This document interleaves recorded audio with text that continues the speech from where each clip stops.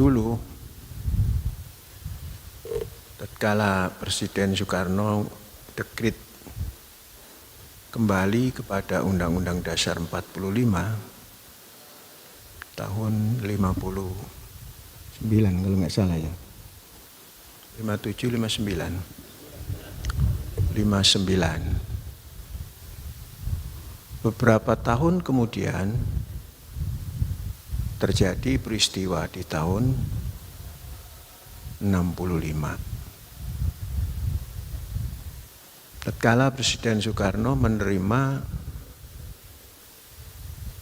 penyerahan kedaulatan Republik Indonesia Serikat daripada Belanda, itu tahun 50.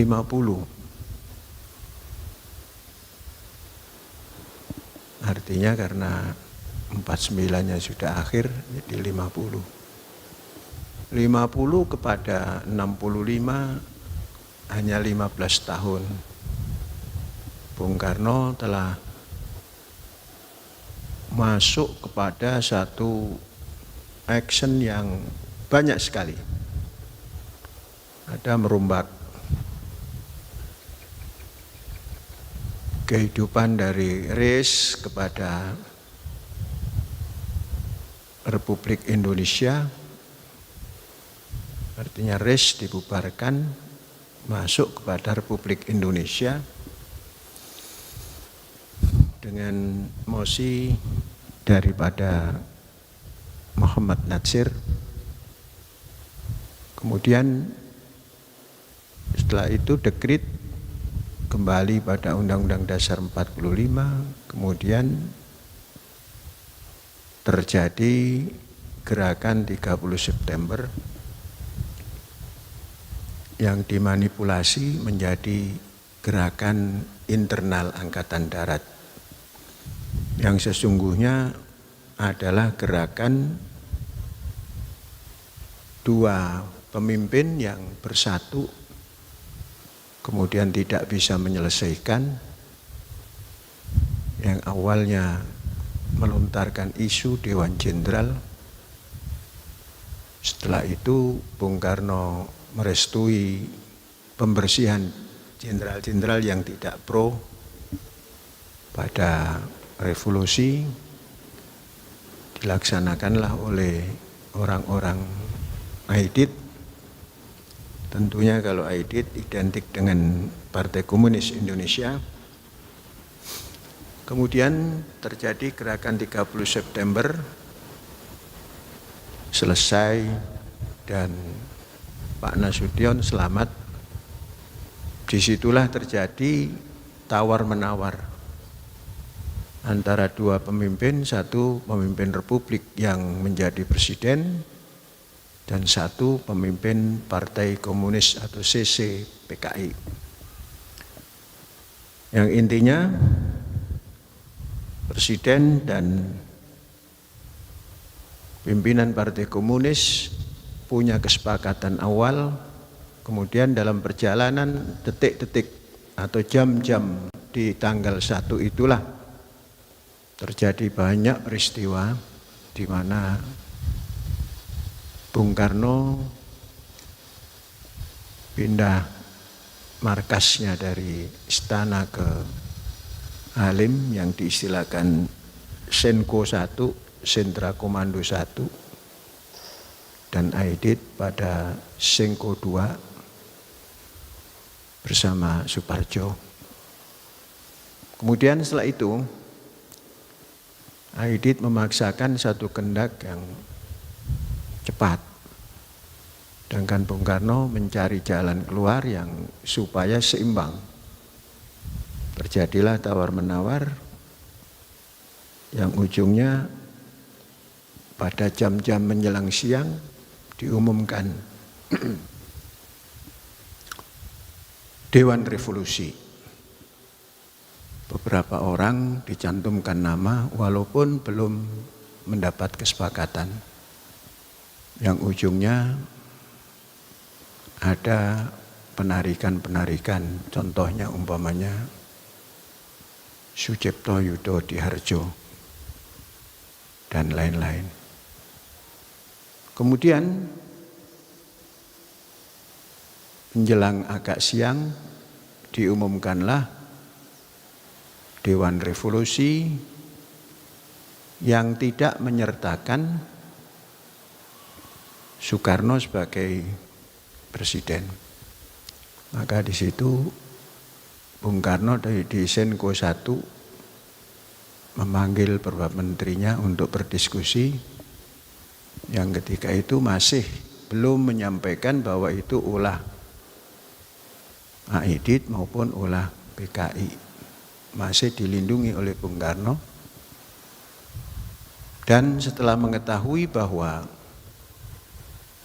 Pak Nasution selamat, maka ada perintah untuk membereskan. Tapi Pak Nasution setelah sembunyi di rumah tetangganya, kalau tidak salah itu Dokter Lemena kalau tidak salah itu. Kemudian dari situ diantar ke Kostrad. Maka berundinglah dengan Pak Harto. Pak Harto diperintahkan untuk mengambil alih jabatan Kepala Staf Angkatan Darat, menggantikan Pak Yani yang telah diculik. Dan kemudian Bung Karno di Senkonya, di sentra komandonya bersama utusan daripada Aidit dari Senko 2 menetapkan bahwa pengganti Angkatan Darat adalah Mayor Jenderal Pranoto. Mayor Jenderal Pranoto adalah CS daripada Aidit. Nah, sedangkan Bung Karno juga masih menyetujui usulan Aidit mengangkat Jenderal Pranoto. Pada saat itu Jenderal Pranoto diharapkan bisa menduduki Kostrad, dan datanglah ke Kostrad, dan oleh Pak Harto tidak boleh kemana-mana sampai peristiwa ini selesai. Akhirnya Bung Karno merasa berjuang sendirian, Pranoto tidak ada, Aidit sudah mengingkari. Tatkala diminta supaya memilih Pak Harto, padahal ketika itu ada Pak Harto, ada Sarpini, Sarpini atau waktu ada Pak Harto, ada tiga calon ketika itu. Yang satu, kalau bukan Sarpini ada satu lagi, Mawarti atau itu.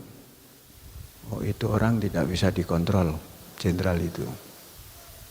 Kemudian Soekarno itu keras kepala, baru masuk pada Pranoto.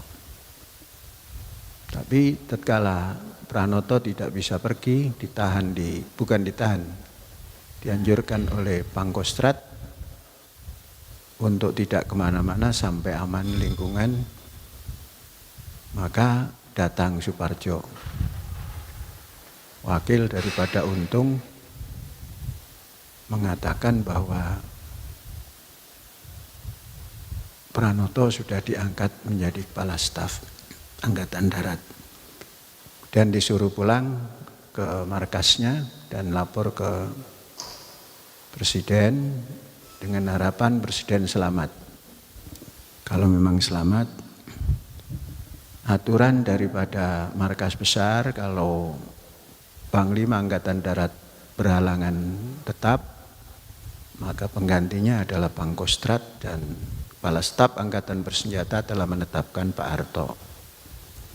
Nah, disitulah Bung Karno merasa bersendirian.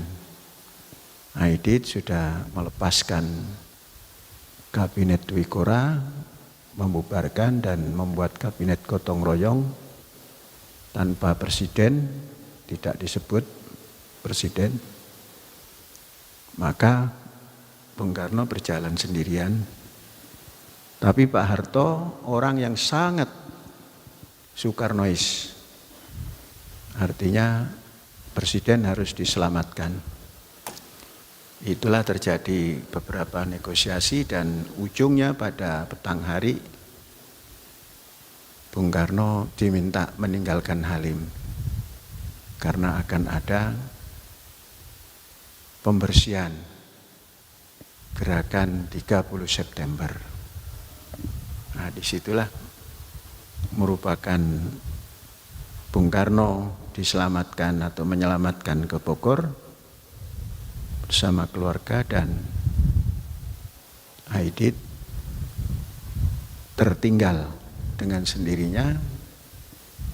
Sikapnya yang keras untuk bertindak tanpa presiden dan ditinggalkan oleh kawan-kawannya karena pengumuman yang diumumkan adalah menurunkan jabatan semua panglima angkatan yang lebih daripada kolonel diturunkan menjadi letnan kolonel. Kemudian yang lain yang masuk pada Dewan Revolusi yang tidak punya pangkat apa-apa dinaikkan menjadi pangkat letnan kolonel.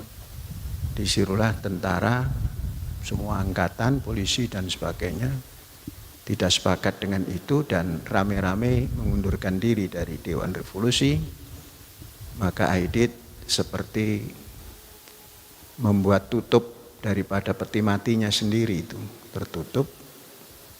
Akhirnya tidak lama, walaupun umurnya tidak setua Bung Karno, tapi wafatnya terlebih dahulu karena setelah dari Blitar mengadakan koordinasi di sana, konsolidasi, kemudian di Jawa Tengah ditembak oleh tentara nasional. Dan Bung Karno baru tahun 70 wafat. Saudara-saudara, ini cerita. Ternyata waktu 20 tahun itu bisa dibuat macam-macam. Bisa menghasilkan macam-macam. Alhamdulillah, kita yang gerakan moral swasta ini, gerakan moral, gerakan sosial, budaya, pendidikan, juga dalam tempo 21 tahun atau 20 tahun ini terasa kita ada berbuat sekalipun tidak terlalu banyak. Apa yang kita lakukan adalah hal yang belum banyak, tapi ternyata kalau kita berbuat, kita bisa memenuhi apa yang kita cita-citakan, sekalipun belum sempurna, dan bisa memenuhi apa yang kita hajatkan untuk hidup, sekalipun dengan kesederhanaan. Saudara-saudara, waktu adalah senjata tajam. Kalau kita gunakan untuk memotong, maka banyak yang kita potong. Tapi kalau tidak kita gunakan untuk memotong, dia memotong kita sendiri. Nah, maka kita gunakanlah memotong hari demi hari untuk menyelesaikan program supaya kita tidak dipotong oleh waktu. Kalau waktu sudah memotong, tidak ada sesiapapun yang bisa sambat kaningoyo. Yang ada bloko suto nyerah. Maka jangan sampai terjadi itu, dan ayo kita gunakan waktu yang seperti senjata tajam ini. Dan